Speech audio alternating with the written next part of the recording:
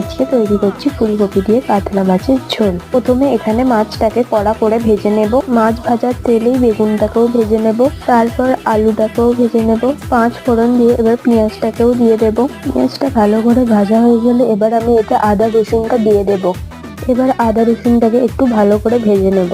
এবার আমি টমেটো কুচিটা দিয়ে দেব। হলুদ গুঁড়ো, লঙ্কার গুঁড়ো আর নুন দিয়ে দেব। সামান্য পরিমাণ জল দেবো। ভালো করে মশলাটাকে কষিয়ে নেব। যত ভালো কষানো হবে রান্নার টেস্ট দ্বিগুণ হবে। এবার মশলাটাকে ভালো করে কষাবো যতক্ষণ না তেল ছাড়ছে। আমার এখানে মশলাটা ভালো করে কষানো হয়ে গেছে। আগে থেকে ভেজে রাখা সব সবজিগুলো দিয়ে দেব। ভালো করে নেড়ে নেব।